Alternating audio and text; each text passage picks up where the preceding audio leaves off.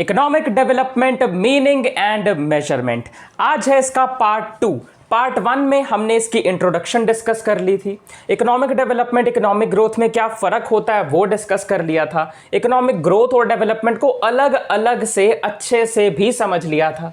साथ ही साथ अगर इसके डिटेल नोट्स चाहिए चैप्टर के, डिटेल भी नहीं कह सकते, रिवीजन नोट्स अगर तुम्हें चाहिए, जो चैप्टर तुम्हारी बुक में 22-23 पेजेस का है वो 7-8 पेजेस में कंक्लूड किया हुआ, सारी इंपॉर्टेंट चीजें ऐड किया हुआ, जितने भी important topic examination point of view से इंपॉर्टेंट हैं वो सब ऐड किए हुए हैंड रिटन नोट्स चाहिए, जो मैंने खुद तुम सबके लिए बनाए हैं। तो वो कैसे हैं वो भी पार्ट 1 में बताया था, पर अगर याद नहीं तो यहां सब दोबारा बता दूंगा। बट स्टिल अभी शुरू करते हैं पार्ट 2।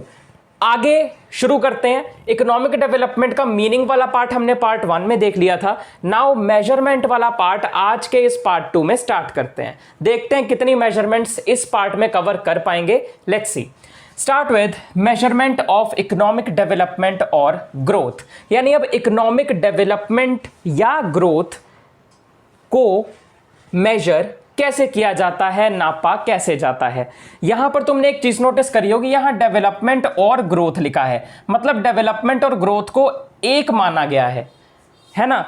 मैंने तुम्हें पिछले पार्ट में बताया था कि आगे आने वाले कई सारे कॉन्सेप्ट ऐसे होंगे, कई सारे चैप्टर ऐसे होंगे जहां इकोनॉमिक डेवलपमेंट और ग्रोथ को इकट्ठा माना जाएगा, बट एक्चुअल में इनमें डिफरेंस है। और वो डिफरेंस क्या है, कब देना है, वो सब पार्ट 1 में क्लियर हो चुका है, तो एक बार उसे जरूर देखना।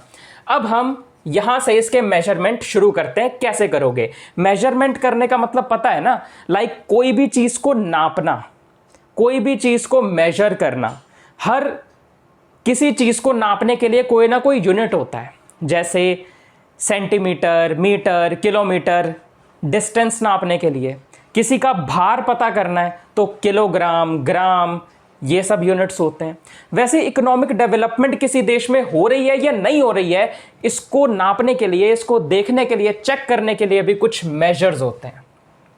अब देखो, इकोनॉमिक डेवलपमेंट एक long term and relative concept है। लॉन्ग टर्म मतलब इसके जो रिजल्ट हैं वो काफी लंबे समय बाद देखने को मिलते हैं। ये जो प्रोसेस है इकोनॉमिक डेवलपमेंट का, ये काफी लंबे समय तक चलता है और काफी लंबे समय के बाद ही इसके जो एक्चुअल रिजल्ट्स हैं वो देखने के लिए मिलते हैं। एंड रिलेटिव कॉन्सेप्ट का मतलब क्या? रिलेटिव का मतलब एक दूसरे से कंपेयर करते हुए। अगर हम कहें कि हमारा ये देश किसी और देश से ज्यादा डेवलप्ड है तो किस बेसिस पे कहेंगे? दूसरे देश से कंपेयर करके ही कहेंगे ना कि हमारा देश उससे ज्यादा डेवलप्ड है, वरना तो अकेले खड़े होकर कहते रहो हमारा देश डेवलप्ड है, हमारा देश डेवलप्ड है। कैसे पता चलेगा? किसी से कंपेयर करके चलेगा। सो रिलेटिव कॉन्सेप्ट होने का मतलब इकोनॉमिक डेवलपमेंट हमारे देश की मेजर करने के लिए हमें इसे दूसरे देशों के कंपैरेटिवली या रिलेटिवली देखना पड़ेगा, कंपेयर करना पड़ेगा, या फिर अपने ही देश को पिछले कुछ सालों के डेटा के हिसाब से कंपेयर करना पड़ेगा कि अब से 5 साल पहले हम किस पोजीशन पर थे और आज हम किस पोजीशन पर हैं, डेवलप हुए हैं या नहीं हुए हैं। कहने का मतलब यह है कि इकोनॉमिक डेवलपमेंट को पता करने के लिए, मेजर करने के लिए कहीं ना कहीं कंपैरिजन करना पड़ता है, या अपने ही देश को कुछ टाइम पहले से या किसी और देश के साथ अभी। आ गया समझ? ठीक है। आगे क्या है? प्रिसाइज मेजरमेंट करना थोड़ा डिफिकल्ट है, थोड़ा नहीं एक्चुअली काफी डिफिकल्ट है। किसी भी देश में कितनी इकोनॉमिक डेवलपमेंट हुई है, हो रही भी है या नहीं, ये सब मेजर करना डिफिकल्ट है, क्योंकि मेजरमेंट करने के लिए हमें कुछ डेटा चाहिए होता है कि देश में कितनी प्रोडक्शन हो रही है, स्टैंडर्ड ऑफ लिविंग कैसा है लोगों का, लोगों को इकोनॉमिक वेलफेयर हो रहा है या नहीं, मिल रहा है या नहीं मिल रहा। बेसिकली बहुत सारे फैक्टर्स इन्वॉल्व होते हैं, जिसके लिए सर्वेज वगैरह होते हैं, जनगणना होती है, जानने के लिए कितने मेंबर रहते हैं घर में, कितने जॉब कर रहे हैं, कितने अनएम्प्लॉयड बैठे हैं, कौन हाउसवाइफ है, कौन बिजनेसमैन है, कौन काम कर रहा है, नहीं कर रहा है, सब कुछ जानने के लिए ये सब सर्वेज होते हैं। पर क्या ये इनफ है? कुछ तो ऑफिशियल रिकॉर्ड्स में आ जाते हैं, पर कुछ अनऑफिशियल भी रह जाते हैं। तो इसीलिए पूरा का पूरा डेटा आना, वो भी इतने बड़े देश का, कोई भी देश हो सकता है, हमारा हो सकता है, किसी और का, कहीं और कोई और देश हो सकता है, तो किसी भी देश का, इतने बड़े बड़े देशों का डेटा सरकारों के पास आना, वो भी कंप्लीट डिफिकल्ट है, स्पेशली तब जब पॉपुलेशन बहुत ज़्यादा हो। तो प्रीसाइज मेजरमेंट, एक्चुअल या बहुत सही मेजरमेंट करना थोड़ा डिफिकल्ट है, क्योंकि डेटा कई कबार सही से मिल नहीं पाता, बार्टर ट्रांजैक्शंस हो सकते हैं, अब बहुत सारे रीजंस हो सकते हैं। अगर मैं एक एक टर्म एक्सप्लेन करने जाऊंगा तो वो अननेसेसरी टाइम लेगा और एग्जामिनेशन पॉइंट ऑफ व्यू से इंपॉर्टेंट भी नहीं। आगे बढ़ते हैं, इतना आई होप तुम्हें क्लियर हो गया। आगे अब हम इसके मेजर्स पे आते हैं, एक्चुअल जिसके ऊपर ये टॉपिक है। एक्चुअल जो मेजर्स हैं उसमें से सबसे पहला मेजर आ जाता है नेशनल इनकम, यानी हम इकोनॉमिक डेवलपमेंट को नेशनल इनकम के थ्रू मेजर कर सकते हैं। अब नेशनल इनकम या रियल नेशनल इनकम क्या होती है, ये पार्ट 1 में मैं एक्सप्लेन बहुत अच्छे से कर चुका हूं, इसीलिए प्लीज वो जाके देखो, क्योंकि एक ही चीज बार बार बताना कोई सेंस नहीं बनाता, इसलिए पार्ट 1 अच्छे से देख लो जाके, फिर ये पार्ट 2 पे आना, क्योंकि तब तुम्हें ये चीजें क्लियर होंगी। ये सीरीज है एक, जिसमें पिछली सीरीज अच्छे से देखे बिना अगर तुम यहां आ जाते हो तो शायद अच्छे से समझ ना आए। अब नेशनल इनकम इसका पहला मेजर है, जिसके अंडर बेसिकली सिर्फ इतना कहा जाता है कि अगर नेशनल इनकम बढ़ रही है मतलब इकोनॉमिक डेवलपमेंट हो रही है, बस साफ सीधी सी बात है। अब नेशनल इनकम हो रही है जिस वजह से इकोनॉमिक डेवलपमेंट हो रही है, इस मेजर के कुछ मेरिट्स हैं और कुछ डिमेरिट्स हैं, कुछ एडवांटेजेस हैं, कुछ डिसएडवांटेजेस हैं, कुछ आर्ग्यूमेंट्स इसके लिए हैं, आर्ग्यूमेंट्स फॉर, और कुछ आर्ग्यूमेंट्स इसके अगेंस्ट में हैं, आर्ग्यूमेंट्स अगेंस्ट। सो मेरिट्स देख लें पहले। पहला मेरिट ये कहता है कि नेशनल इनकम के बढ़ने से पर कैपिटा इनकम भी बढ़ती है। अब तुम कहोगे सर पर कैपिटा इनकम क्या होती है? देखो, नेशनल इनकम और पर कैपिटा इनकम दोनों पार्ट 1 में डिस्कस हो चुकी हैं, पहले ही कह रहा हूं वो पार्ट जाके देखो, फिर यहां पे आना। एक सीरीज चल रही है, अच्छे से line wise sequence wise follow करोगे तभी फायदा मिलेगा, तभी समझ आएगा। तो जाओ पहले जाके उसे देखो। अब नेशनल इनकम बढ़ने से पर कैपिटा इनकम भी बढ़ती है, यह है पहली एडवांटेज। दूसरी, national income overall economic progress को रिफ्लेक्ट करती है, दर्शाती है। यानी जो नेशनल इनकम है ना, वो ओवरऑल इकोनॉमिक प्रोग्रेस हो रही है नहीं हो रही है, ये सबको अकेले रिफ्लेक्ट कर देती है। ऐसा ये इसका एक एडवांटेज है, पर यही चीज इसकी डिसएडवांटेज भी बन जाएगा। इसलिए इकोनॉमिक्स मुझे बहुत पसंद है। बेसिकली जो चीज इसके फीचर्स में आते हैं, इंपॉर्टेंस में आती हैं, एडवांटेजेस में आती हैं, एट द एंड आके वहीं कहीं ना कहीं उसकी डिसएडवांटेज भी बन जाती है। लिखने के लिए हमारे पास कंटेंट आ जाता है, नंबर मिल जाते हैं। देखो ये हो गया, तो पहला पॉइंट डन, दूसरा डन। अब देखो तीसरा, जो पर कैपिटा इनकम है ना, वो अकेले पब्लिक वेलफेयर को मेजर नहीं कर सकती, नेशनल इनकम की जरूरत पड़ती ही है। ठीक, इसीलिए ये इंडिकेटर काफी इंपॉर्टेंट है, या ये मेजर काफी इंपॉर्टेंट है। उसके बाद आते हैं इसके डिमेरिट्स पे या डिसएडवांटेजेस पे, आर्ग्यूमेंट्स अगेंस्ट नेशनल इनकम के। पहला है, नेशनल इनकम अकेले इकोनॉमिक वेलफेयर को डिफाइन नहीं कर सकती। जैसे इन्होंने कहा ना कि पर कैपिटा इनकम अकेले पब्लिक वेलफेयर को डिफाइन या मेजर नहीं कर पाएगी, वैसे ही नेशनल इनकम भी अकेले काफी नहीं है इकोनॉमिक वेलफेयर मेजर करने के लिए। दूसरा, ignores composition of national product. अब ये जो नेशनल इनकम है वो कॉम्पोजिशन ऑफ नेशनल प्रोडक्ट को इग्नोर कर देती है। अब इसका क्या मतलब होता है? देखो, साफ सीधी सी बात आसान भाषा में बताता हूं। मान लो एक कंट्री में ज़्यादा प्रोडक्शन हो रही है या ज़्यादा तरक्की मान लो हो रही है स्कूल्स में, घरों में, लोगों की इनकम में, लोगों के स्टैंडर्ड ऑफ लिविंग में, लोगों की एजुकेशन, हेल्थ फैसिलिटीज़ में, तो वो एक तरफ हो गया, केस नंबर 1। केस नंबर 2 कोई दूसरी कंट्री है जहां पे जो प्रोडक्शन हो रही है वो ऐसी चीज़ों की जिससे लोगों को फ़ायदा नहीं होने वाला कोई, जैसे अल्कोहल, वेपन्स, तो इससे लोगों को ऐसा सच कोई फ़ायदा नहीं होगा, तो हम उसे डेवलपमेंट की कैटेगरी में नहीं रख सकते। एंड जो नेशनल इनकम है ना, वो सिर्फ इतना बताती है कि इनकम बढ़ रही है, प्रोडक्शन बढ़ रही है, यानी कितनी प्रोडक्शन बढ़ रही है तो डेवलपमेंट हो रही है।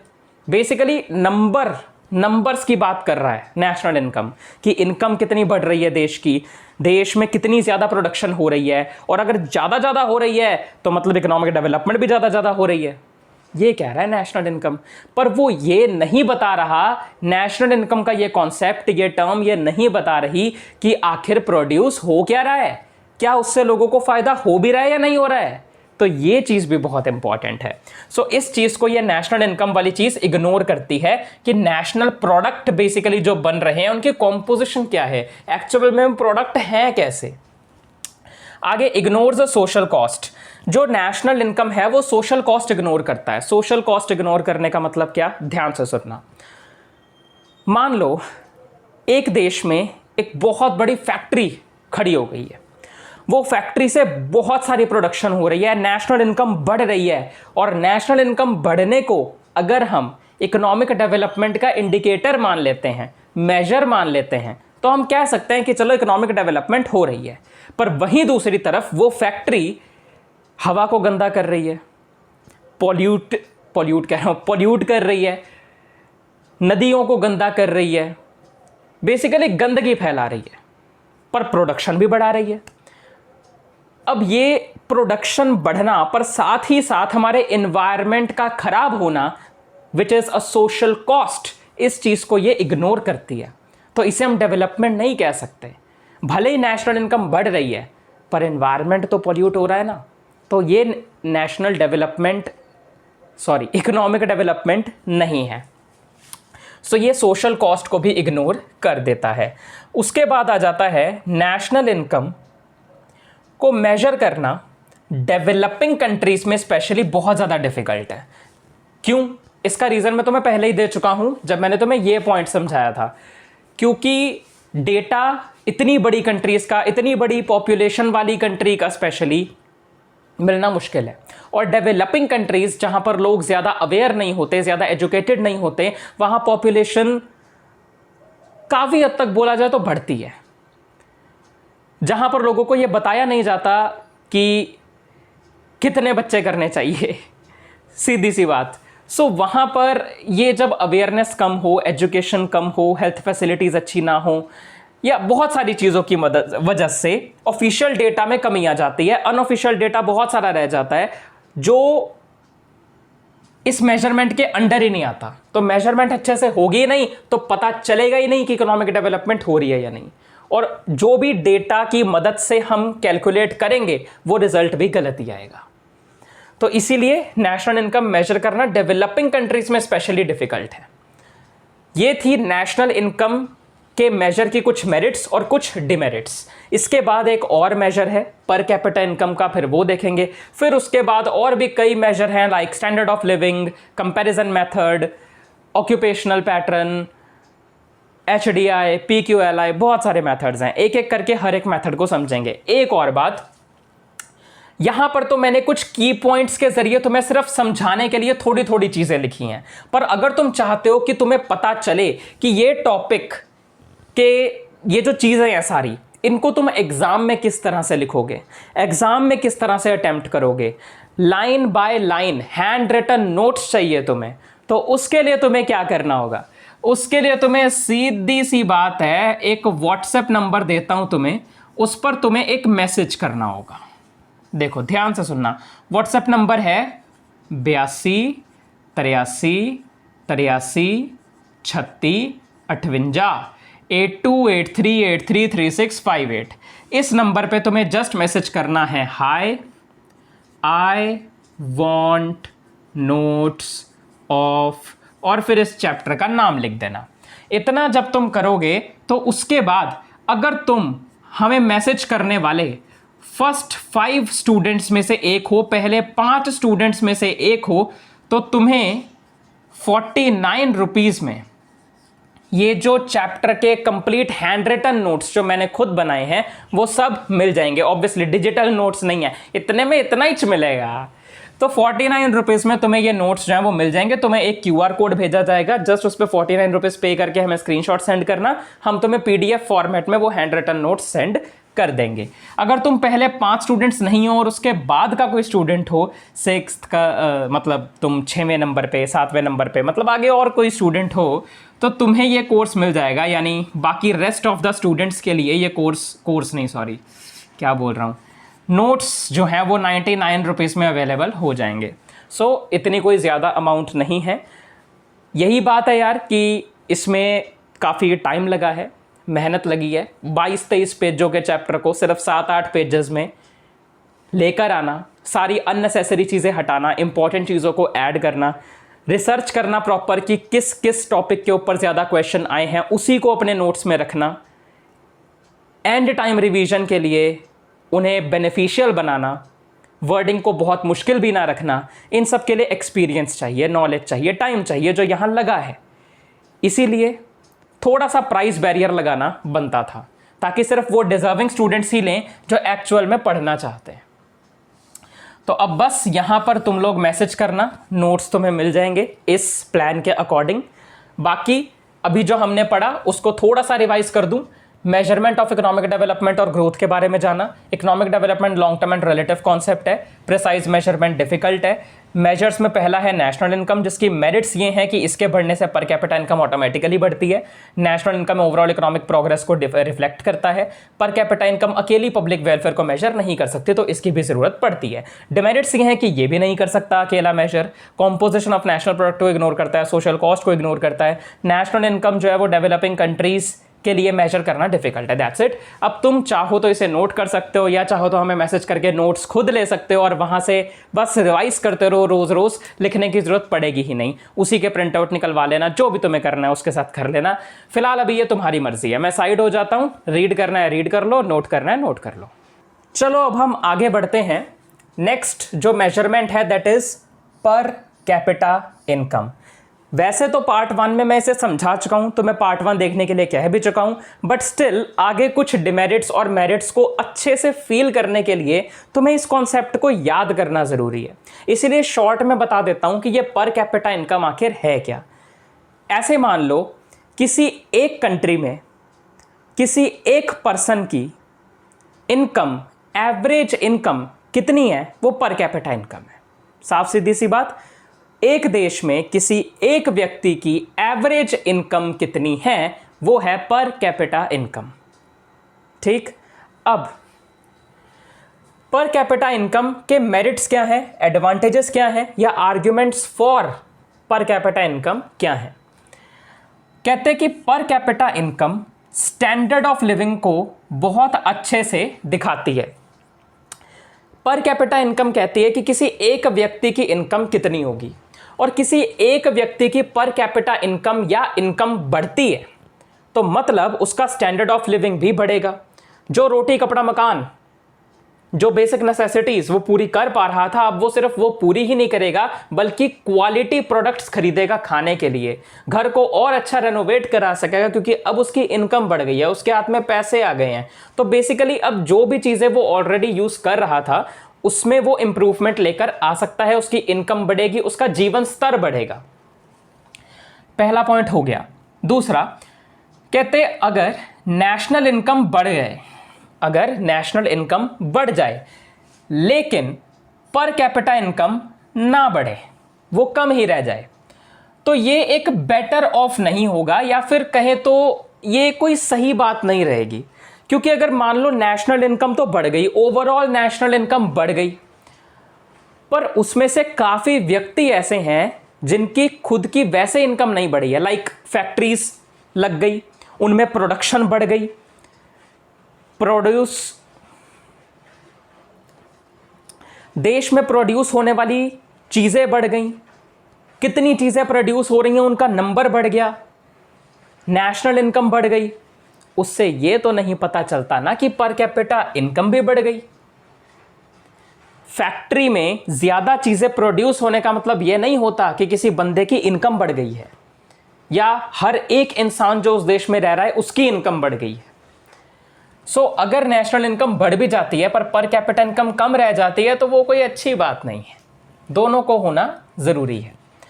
तीसरा पॉइंट, ये जो पर कैपिटा इनकम है ये रिफ्लेक्ट करता है प्रोडक्टिव कैपेसिटी पर पर्सन।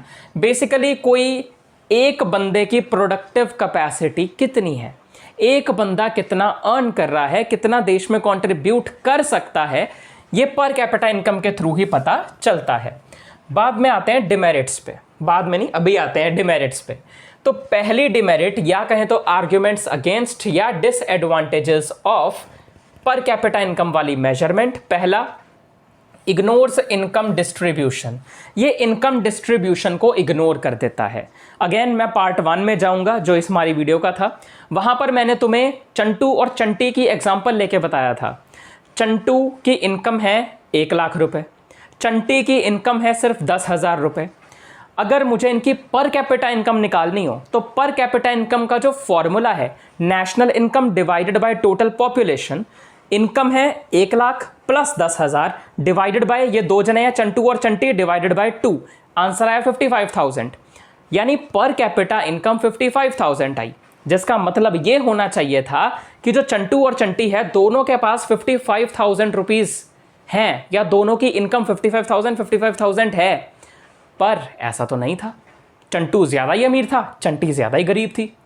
तो यहाँ पर ये जो गैप था ना, ये पर कैपिटा इनकम ने नहीं दिखाया। पर कैपिटा इनकम निकालने के लिए हम ओवरऑल जितनी भी नेशनल इनकम है वो सब ऐड कर देते हैं, प्लस कर देते हैं। उसमें हमें नहीं पता कि अमीरों की कितनी, गरीबों की कितनी, और बस उनका एक एवरेज निकाल लेते हैं। उससे ये बिल्कुल क्लियर नहीं होता कि किसके पास ज़्यादा इनकम है, किसके पास कम इनकम है। ये जो गैप है रिच और पुअर के बीच में, ये बना रहता है, ये कम नहीं होता है।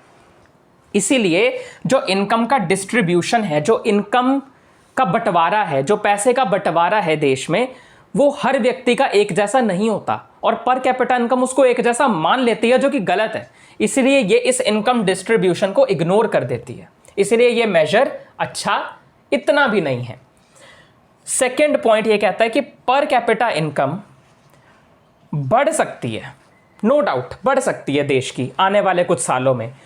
पर क्या हो अगर पर कैपिटा इनकम के बढ़ने के साथ साथ पॉवर्टी एंड अनएम्प्लॉयमेंट भी रहे, अगर ये को एग्जिस्ट करे, मतलब ये पर कैपिटा इनकम का बढ़ना और पॉवर्टी अनएम्प्लॉयमेंट का भी होना एक साथ ही चल रहा है, तो क्या करोगे भाई?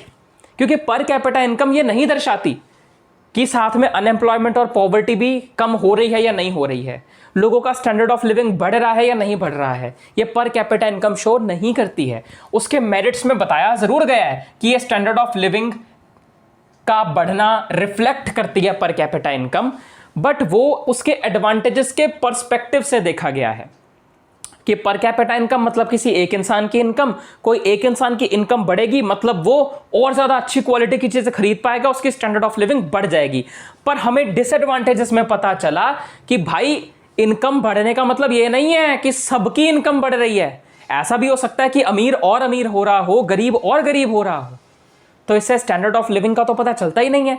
और अगर स्टैंडर्ड ऑफ लिविंग का बारे में अच्छे से पता नहीं चल रहा है तो पॉवर्टी एंड अनएम्प्लॉयमेंट जो रह रही है देश में, उसके बारे में पता कैसे चल सकता है यार कि वो पर कैपिटा इनकम बढ़ने के साथ साथ कम हो रही है या नहीं।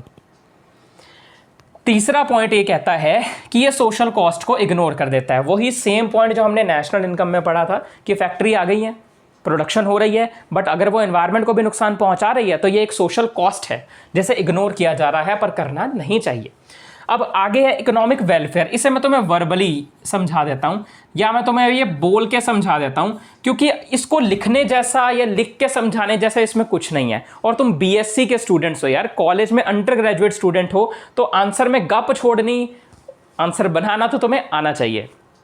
तो फिलहाल पहले मैं तुम्हें ये समझाता हूँ, पर स्टिल अगर तुम्हें चाहिए कि तुम्हें कोई हैंड रिटन फॉर्म में लिख के बताए कि तुम्हें ये पेपर में कैसे लिखना है, तो उसके लिए तुम्हें पता ही है, तुम्हें नोट्स लेने होंगे। पर फिलहाल अभी हम यहाँ इकोनॉमिक वेलफेयर टॉपिक जो ये पॉइंट है, ये जो तीसरा मेजर है, बेसिकली ये था दूसरा मेजर पर कैपिटा इनकम, ये तीसरा मेजर आ गया इकोनॉमिक वेलफेयर। इसके बारे में बताता हूँ।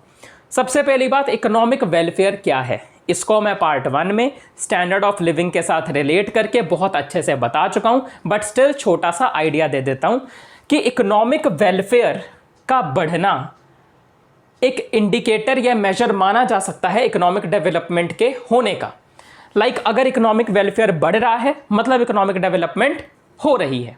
इकोनॉमिक वेलफेयर मतलब इकोनॉमिक वेलफेयर में पिछले नेशनल इनकम और पर कैपिटा इनकम के जितने भी डिसएडवांटेजेस हैं, डिमेरिट्स हैं, वो सब यहां पूरे करने की कोशिश करी गई है। इकोनॉमिक वेलफेयर के अंडर सब आता है। इनकम डिस्ट्रीब्यूशन प्रॉपर होनी चाहिए, ऐसा कहते हैं इकोनॉमिक वेलफेयर के अंदर। अगर ये हो रही है तो इकोनॉमिक वेलफेयर बढ़ रहा है, वेलफेयर बढ़ रहा है तो इकोनॉमिक डेवलपमेंट हो रही है।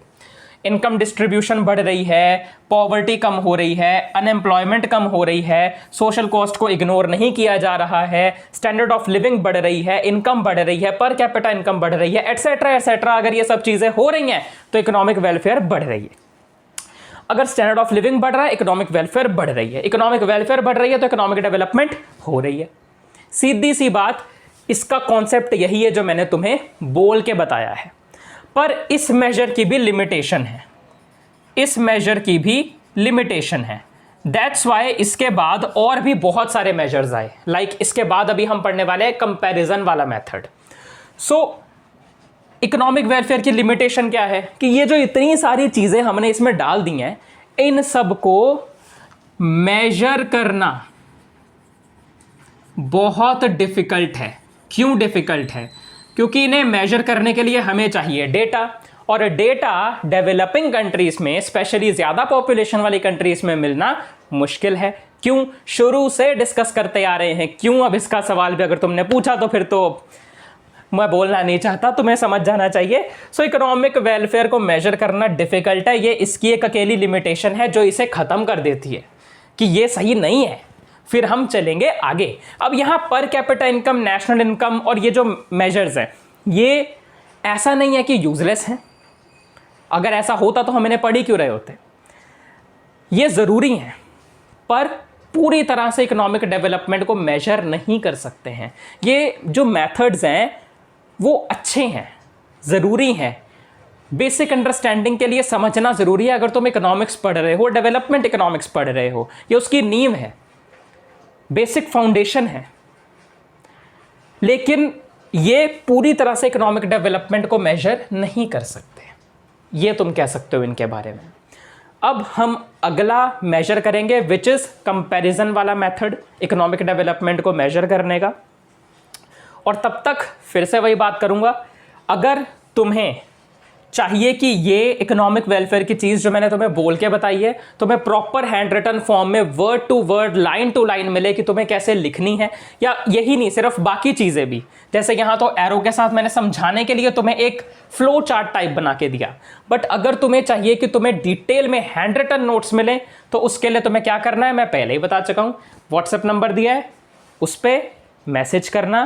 फर्स्ट 5 स्टूडेंट्स हो 49 में मिल जाएगा, बाद के हो 99 में मिल जाएगा रुपीस।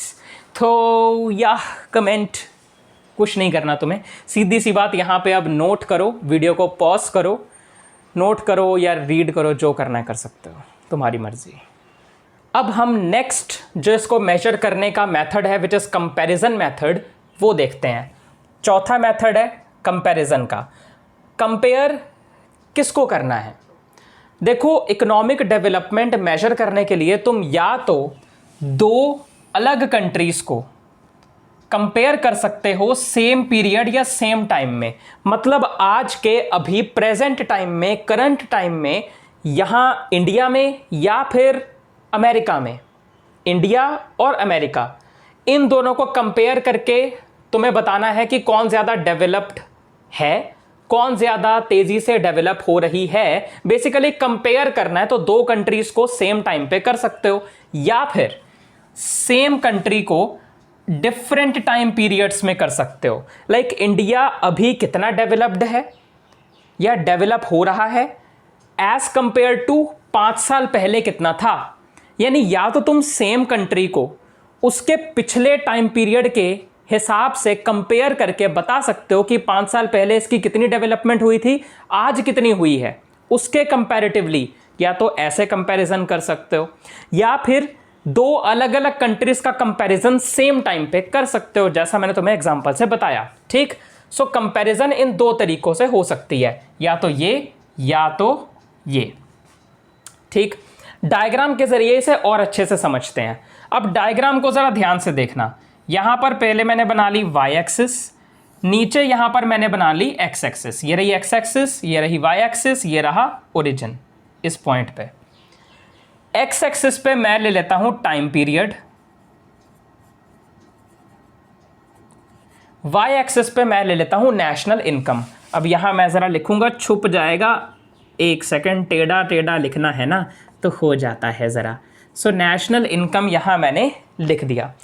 अब देखो, मैं यहाँ पर दो कंट्रीज़ लेने वाला हूँ, country A and country B. ठीक, मान लेते हैं कि कंट्री बी जो है उसकी नेशनल इनकम शुरुआत में ए से ज़्यादा है। ठीक है, ये मान लो national income of country A, ये मान लो national income of country B, Y A Y B. तो शुरुआत में कंट्री बी की नेशनल इनकम ए वाले से ज़्यादा है क्योंकि ये ए से ऊपर है। अब देखो होता क्या है, जैसे जैसे टाइम आगे बढ़ता है, ये टाइम पीरियड है यहाँ पे, ठीक है, जैसे जैसे टाइम आगे बढ़ता है कंट्री ए की जो ग्रोथ है वो थोड़ी तेज़ी से होने लगती है, ऐसे होती है, ये हो गई। पर जो कंट्री बी की ग्रोथ है वो उतनी तेज़ी से नहीं होती, वो आराम से धीरे धीरे धीरे धीरे धीरे धीरे धीरे धीरे होती है। अब देखो ध्यान से, अब कंट्री ए जो है उसका ये जो कर्व है, कंट्री ए का कर्व, इसे मैं ए नाम दे देता हूँ। जो कंट्री बी का ये लाइन है या जो कर्व है उसे मैं बी नाम दे देता हूँ। इस पॉइंट पर ये दोनों कट कर रहे हैं। इन दोनों कर्व में से तुमने सबसे ज़्यादा अच्छी बात क्या जानी? इन दोनों कर्व्स से तुमने क्या बात समझी? कंट्री ए की जो ग्रोथ रेट है, मैं साइड में यहाँ लिख रहा हूँ, कंट्री ए की जो ग्रोथ रेट है वो ज़्यादा है as compare to country B, as compare to country B. Country B के कंपैरेटिवली ए की ग्रोथ रेट ज़्यादा है, ये वाली, और इसी को तभी मैं कह सकता हूं कि ये ज़्यादा स्टीप है या ज़्यादा इस तरह से ऊपर की तरफ जा रहा है। पर कंट्री बी ऐसे है, सीधा सीधा जा रहा है, मतलब इस तरीके से नहीं जा रहा, थोड़ा ऊपर जा रहा है पर धीरे धीरे, थोड़ा फ्लैट तरीके से, है ना। सो ये स्टीप नहीं है। और कंट्री बी की जो ग्रोथ रेट है वो ए से कम हो रही है। यहां पर हम ए और बी को कंपेयर करें तो हम सीधा यहां से ये कंक्लूजन निकाल सकते हैं। तुम क्या यहां से कंक्लूड कर सकते हो कि शुरुआत में कंट्री बी की इनकम, नेशनल इनकम ए से ज़्यादा थी। फिर जैसे जैसे टाइम आगे बढ़ा, कंट्री ए ने बहुत सारी अच्छी अच्छी चीज़ें लागू करी, उनकी इनकम बढ़ी, पर कैपिटा इनकम बढ़ी, ग्रोथ रेट बढ़ी, और ए ने स्पीड से करते करते बी को टच कर दिया। बी भी कर रहा था ग्रो, बी भी कर रहा था डेवलप, पर वो कम ग्रोथ रेट से कर रहा था। एक पॉइंट ऐसा आया, ये वाला, इसे हम ई पॉइंट कह देते हैं, जहाँ पे कंट्री ए और कंट्री बी दोनों की नेशनल इनकम इक्वल हो गई।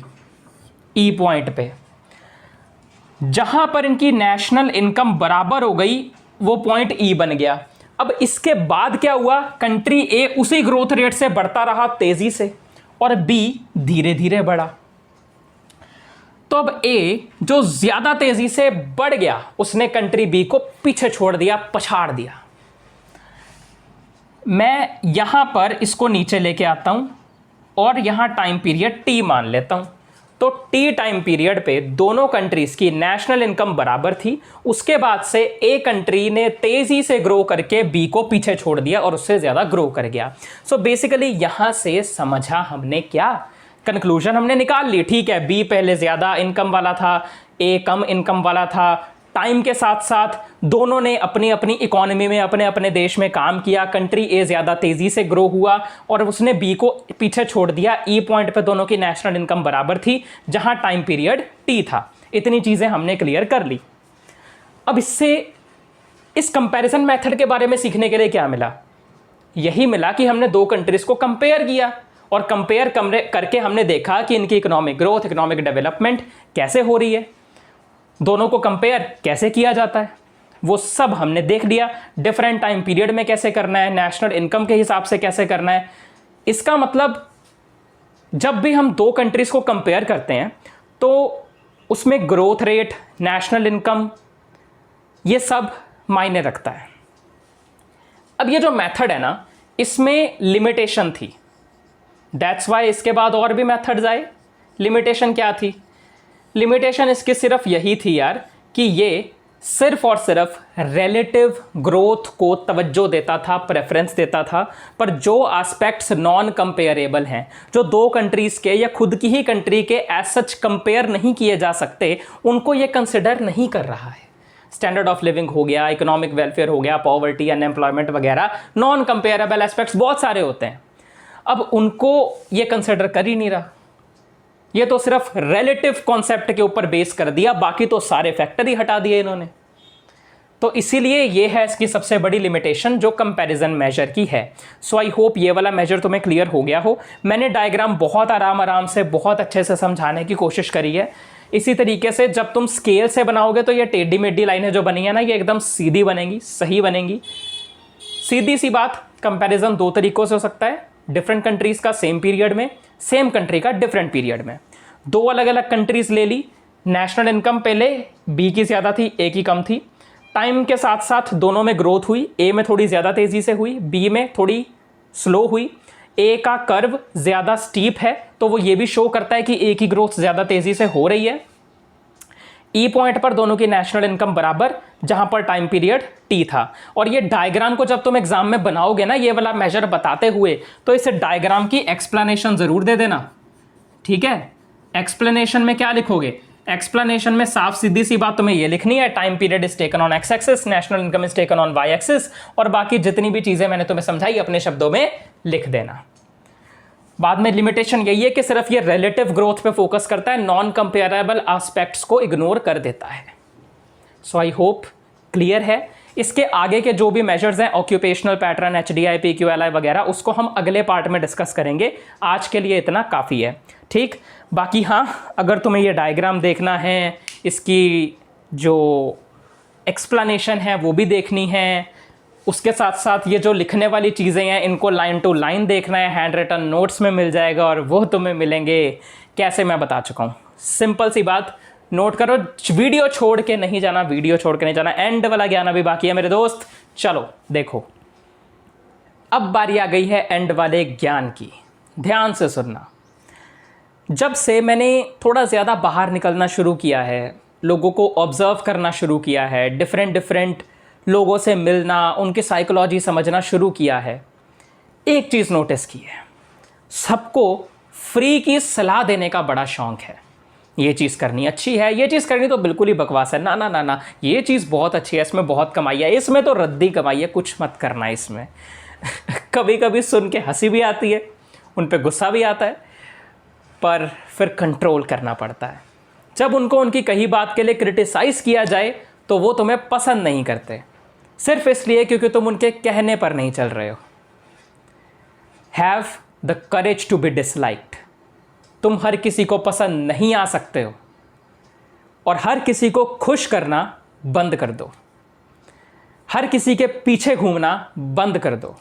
किस पर्सपेक्टिव से कह रहा हूं मैं, अच्छे से समझ सकते हैं जो भी अपने कॉलेज के फर्स्ट ईयर, सेकेंड ईयर या थर्ड ईयर में है। 4 साल की डिग्री है तो 4th ईयर में है। पीछे घूमना बंद करो, दूसरे को खुश करते रहना बंद करो, अपने आप पर भी ध्यान दो। Be yourself, be happy, have the courage to be disliked. बस यार, अगर वीडियो अच्छी लगती है तो लाइक कर देना, शेयर कर देना ज़्यादा से ज़्यादा स्टूडेंट्स के साथ, बीए बीएससी इकोनॉमिक्स के स्टूडेंट्स के साथ, या फिर जिन्हें ये वाला जो टॉपिक करना है उनके साथ। नीचे अच्छा सा कमेंट कर देना, कोई फीडबैक हो तो वो भी दे सकते हो। हैंड रिटन नोट्स खरीदने के लिए 8283833658 पे मैसेज कर देना, तुम्हें नोट्स प्रोवाइड हो जाएंगे पेमेंट करने के बाद। प्राइसिंग क्या है सब डिस्कस हो चुकी है। सब्सक्राइब कर देना, नोटिफिकेशन बेल को ऑन कर देना। मिलता हूं तुम लोगों से अगले पार्ट में, तब तक के लिए बाय बाय, टेक केयर।